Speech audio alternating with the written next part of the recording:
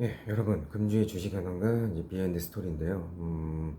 이번 주가 2220에 얘가 680선 저점 구간 인식과 과매도 구간이 맞물려서 반등을 할 것이다 했는데 일단 맞았고요. 예. 그리고 다음 주는 2250에 670선 얘기 드릴게요. 왜냐? FMC 회의에 대한 긴축과 완화 발언에 대한 해석 차이로 인한 혼선, 그 다음에 일부 이제 어긋난 행보를 하지 않겠나 해가지고 오르지도 않고 내리지도 않은 이제 지리부진한 상태가 되지 않을까 이제 보고 있습니다.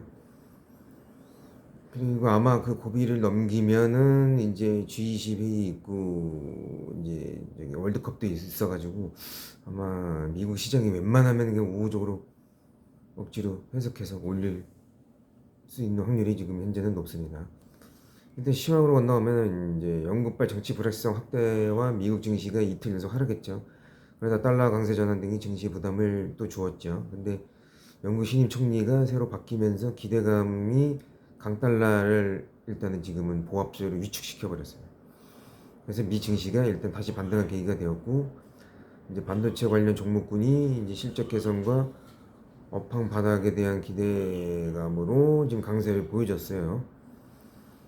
이제 그러다가 이제 미 증시가 연준의 금리 인상 속도 조절 기대 심리가 높아지면서 다시 상승을 하기 시작했죠.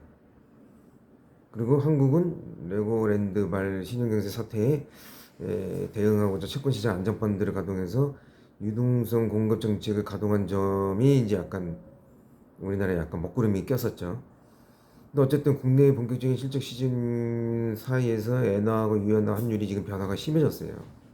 여기 22 통화정책 회의하고 미국 제조 PMI, PCI 등의 주요 지표를 받으면서 약간 영향을 받으면서 저점을 조금씩 높여가는 형국인 거는 맞는데 이제 확실하게 오를 수 있는 그런 바탕은 아닌 거예요. 지금 저점만 높여가고 있는 거예요. 저점만 높여간 상태에서 한국 같은 경우는 2차전지 트렌드 섹터가 실적 방어만 하고 있는 성격인 거예요. 지금 미국도 지금 마찬가지예요. 우호적으로 해석하는 데가 있고 좀 아직도 지금 비우호적으로 해석하는 데가 있어가지고 그게 맞물려서 지금 서로 숏하고 그러니까 콜하고 푸시 지금 숏으로 지금 대응을 지금 맞대응하고 있는 형국인 거예요. 자, 어쨌든 이제 본론으로 들어가자면 이제 고금리 시대의 1970년대에 그때 제가 이걸 넣었어요. 뭘 넣었냐면 옵션 거래소가 언제 생겼냐면 73년에 생겼어요. 이게 주가가 그때 고금리일 때 73년에 한번 생겼고 74년에 이제 인덱스 펀드가 그때 당시 고안됐어요. 그래가지고 AI를 활용한 투자 제한과 앞으로 이제 개인화가 될 거예요. 이제 금융적 수직 관계가 탄중화된 수평적으로 아마 바뀔 확률이 저는 개인적으로 높다고 봅니다. 어쨌든 뱅크 아메리카 분석가들은 지난 50년 동안 8차례의 경기 침체, 이건 이제 외우셔야 됩니다. 10번에 8번이 왔는데 보통 처음 인상한 지 12개월 안에 다 반등을 했어요. 그러니까 지금 아직 몇 개월 더 남았죠. 그러니까 아직은 아니에요. 아직까지 긴축이 맞는 거고. 근데 이제 이거를 이제 정량적 분석으로 하면은 이제 하반기 12월쯤에 이제 연준이 무슨 얘기가 있지 않겠냐. 이렇게 지금 현재에서 이렇게 분석하는 게 맞다고 봐야 됩니다. 그리고 지금 이제 전체 성장률 이하로 GDP가 둔화되고 고용시장의 수급 리빌리징은 또 아직까지 양호하게 진행되고 있고 좀 그러니까 아직까지는 또 GDP 3분기가 요새 나왔는데 2.6%로 나왔죠. 또 이게 또 마이너스 1.6에서 마이너스 0.6에서 기술적 침체에서 지금 또 다시 실질 성장을 했기 때문에 에, 이제 경제가 장기 평균 수준보다는 부진하지만 아직까지는 지금 올해는 침체가 아닌 거를 이제 보여준 거죠. 그래서 전미 활동 지수는 지금 평균 이상으로 성장하고 있는 거예요. 지금 현재는. 물론 한국은 지금 이제 GDP 갭이 지금 마이너스 1.0으로 지금 떨어지고 있어요. 그래서 한국하고 영국은 스태그플레이션 직전 단계로 보고 있다고 보시면 됩니다. 이제 그리고 지금 현재 글로벌 강달러는 연준의 금리 인상 속도 조절할 것이라는 기대에 일단 약세 흐름으로 지금 이제 그 영향을 받는 것 같아요. 그리고 유로화가 달러하고 페리티를 회복을 했어요. 그러니까 일단 달러 인덱스는 지금 110선 아래를 기록하고 있는 거예요. 그런데 이게 꺾였다고 보기에는 애매하다는 거죠. 그래서 아직까지 모른다. 일단은 1,300원대로 우리나라는 환율이 떨어져야만 뭘 상승을 하든 뭘 다시 저점을 올리든지 하는 형국이 될 거다 이거예요. 금 가격은 저는 제한되라고 해요. 1,600달러까지 밀렸으니까 1,700달러까지만 올라가고 1,800달러까지는 힘들지 않겠냐. 이미 금 규제를 옛날에 해왔기 때문에 기관들이 지금 와서 다시 롱으로 하기에는 좀 그렇다. 그래서 난 베팅이 제한적이다. 금은 그렇게 보고 있습니다.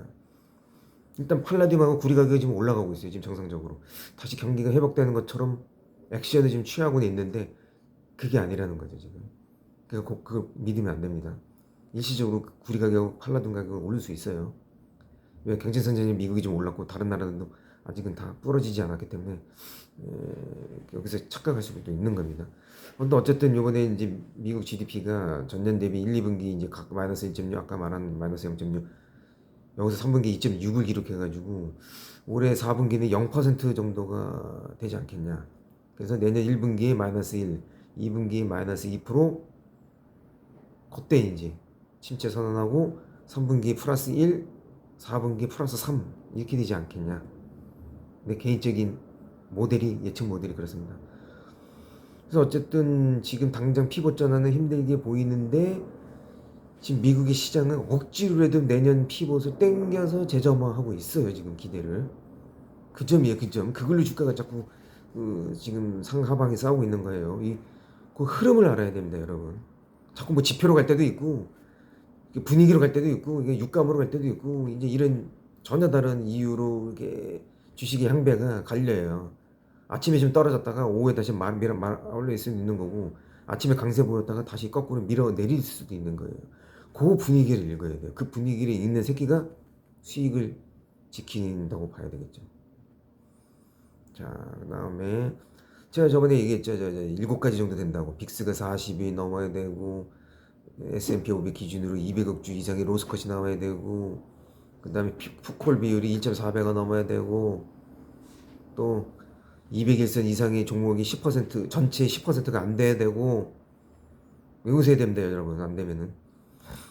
근데 이제 모건 스탠리의 경우에는 이거보다는 다른 세 가지 저번에도 얘기했지만 가장 중요한 거는 S&P 500이 이 투자 위험 프리미엄 ELP가 450bp 이상. 그 다음에 S&P 지수의 선행 22개월 EPS가 225달러 미만 혹은 225달러. 그 다음 ISM 제조업 지수가 45 이하. 그럼 신규 주문 지수는 몇이겠어요? 40 이하. 전체가 45 이하면 신규 주문 지수는 아마 40 이하일 거예요. 그러면 이거 외에도 또 있어요. 6개월간 전미 활동 지수가 마이너스 0.5 이내 변동률. 그 다음에 완전 실업률에서 다시 실업률이 증가하기 시작하는 그 0.5% 내외 이때입니다. 그 다음 장단기 금리 역전 후 1년 이상 후에 이렇게 여러 가지가 있는데 저는 모건스탠리가 말하는 이게 맞는 것 같아요. ELP 450bp 이상 12개월 선행 EPS 225달러 이하 ISM 제조 PMI 45 이하로 보시면 돼요. 이 세 가지만 충족되면 바닥이에요. 근데 아직 바닥은 아닌 거죠. 그래서 자꾸 250주 바닥을 자꾸 얘기하고 있는 겁니다. 저번 거는 이제 200주가 됐으니까 200주 바닥은 찍었는데 250주 3,300선을 얘기하는 거죠. 자, 그렇고요. 이제 이번 주는 한국 반도체 사이클과 생존 경력에 대해서 얘기할게요. 지금 뭐 물론 반도체 저번에도 얘기했지만은 일단 반도체 3중고가 무슨 뜻이냐면 세트 업체 제고하고 유통 채널 제고하고 반도체 업체 제고를 말하는 거예요. 이게 3중고라고 하는데 그 중에서 세트 업체 재고 중에서 이제 PC, 스마트폰, 서버 출하 증가율을 보고 판매 증가율을 예상을 해요. 보통 6, 9개월 후 경기 선행 지표하고 반도체 주가가 동행해요. 무슨 말인지 아시겠죠? 이번에 실적이 떨어졌다 해가지고 주가가 내려앉는 게 아니라 얘네는 이미 6, 9개월의 경기 선행 지표를 따라가요. 그래서 이번에는 EPS로 움직이는 게 아니라 밸류에이션 배수로 움직인다 보시면 됩니다. 이게 뭐 공부한다고 되는 게 아니라 난 저절로 알게 된 거예요. 이게 노력하면 그냥 저절로 알게 돼요. 그래서 매일매일 실물 경제 열심히 하면요 저절로 터득이 돼요. 이거 꼭 책 보고 하라는 게 아니에요. 책 보고 하는 애들 꼭 나중에 까먹어가지고 또 그러더라고요. 이게 저절로 터득한 건 안 까먹어요. 이게 아주 좋은 거예요. 이 지혜가 지식을 응용해야지 극대화되는 거지. 지식을 억지로 외워가지고 거꾸로 지혜를 응용한다는 건 좀 무리가 좀 있어요. 그걸 잊지 마시고. 어쨌든 주당 가치로 주가가 가는 경우도 있는데 이번엔 아니에요. 주당 가치로 가는 거는 이제 내년 얘기예요. 내년에서 내후년 얘기고. 그래서 삼성전자 같은 경우는 새로운 플랫폼을 진출하지 않고서는 굳이 저번에 말하는 암사를 인수할 의미가 없어요. 엔비디아 같은 경우는 암사를 인수하면은 암 기반의 코어로 CPU를 설계해서 인텔의 AMD사를 견제하면 되니까 그 이해관계가 맞으니까 걔네는 하는 게 맞고, 삼성전자는 없어요. 시너지 효과, 돈만 낭비하는 거예요. 그렇죠? 이게 저절로 이해가 돼야 됩니다. 그리고 지금 미국의 팹리스 업체가 한 80% 정도 되는데 얘네가 20년 전에는 지금의 한 5분질도 안 됐어요. 이게 5배가 커진 거예요. 와. 그럼 어떻게 되겠어요? 이거 파운드리 하는 TMC사가 당연히 매출하고 이 수익률이 올라갈 수밖에 없는 거지. 그래서 올라온 거예요. TMC가 뭐 잘한 고객 관리를 잘한 건 있는데 그렇게 쟤네가 전략을 잘 세워서 된 거는 아니에요.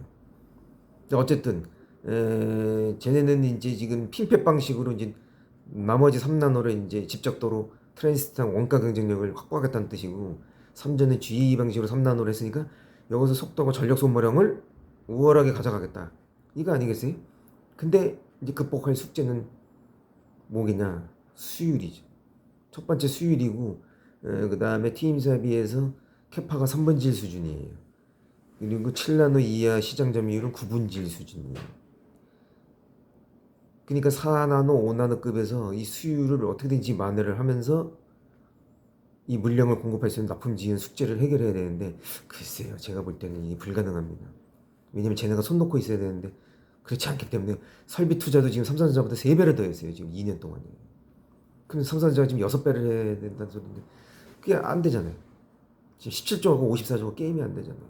그래서 나는 사실상 끝났다. 6년 전에 싸움에서 6년 전에 해야 될 투자를 지금 한다 해가지고 뒤집을 수는 없고, 뭐 대신 이제 미국, 대만 다음의 나라는 될 수 있지 않겠냐, 국가적인 차원에서는 그렇게 보겠습니다. 그리고 결국 중국은 반도체 기술 지원으로 한계 성장에 도달할 거고, 그러니까 조금밖에 성장 못한다 이거지. 그 다음에 한국은 제조 원가 우위 상실해서 EPS는 재미를 못 볼 거다. 다만 분업 체계가 예전처럼 유지된다면은 우리는 기술을 중국한테 빨리 뺏길 수 있는 거고, 아니면은 빨리 안 뺏기는 이제 장점은 있는 거죠. 저번 주 이어서. 그러면 이제 미국이 이제 4차 산업을 왜 주도하려고 그러냐? 이게 인공지능하고 양자 컴퓨터하고 이게 넘어가잖아요. 그러면은 2030년대 미국이 추월당해요. 근데 이걸 규제를 하면은 2050년대 추월당하는 걸로 나와요. 아마 내 생각이 맞다면. 그다음 데이터 생산량은 노드 수에 비례하잖아요. 컴퓨터 개수는 인구 제곱에 비례하다는 거 알죠? 그 미국이 16배예요. 중국. 왜? 인구가 4배 차이니까. 16. 그래서 요걸 막으려고 하는 것 같아요. 근데 공화당이 되면은, 그러니까 공화당이 되든 민주당이 되든 저는 이렇게 생각합니다. 2차 전지는 못 막아요. 2차 전지하고 바이오하고 신재생은 이미 중국이 내수가 충분히 될 거라고 보고 있고, 두 번째는 2차 전지 소재 같은 경우는 이미 각 소재별 정제 가공을 60% 완료를 했어요. 즉 뭐냐, 미국이 지금 그걸 따라간다 해서 따라갈 수 있는 게 아니에요. 뭐 동맹국들한테 미국에서 팔 거를 이제 강요할 수는 있는데 전체 시장을 주도할 수는 없어요. 그러니까 다만 미국이 할 수 있는 건 뭐냐면 딱 그 첨단 반도체 7나노 이하의 EUV 공정이 들어가는 부분은, 그 부분은 늦출 수가 있어요. 그건 공화당 새끼가 되든 민주당 새끼가 되든 그거 하나는 잡을 수는 있는데 나머지는 못 잡는다라는 게 나의 예상입니다. 내가 틀리면 뭐 이제 전 국민 대상으로 한 대씩 맞을게요. 자신 있습니다. 제 예상은 빗나가지 않을 겁니다.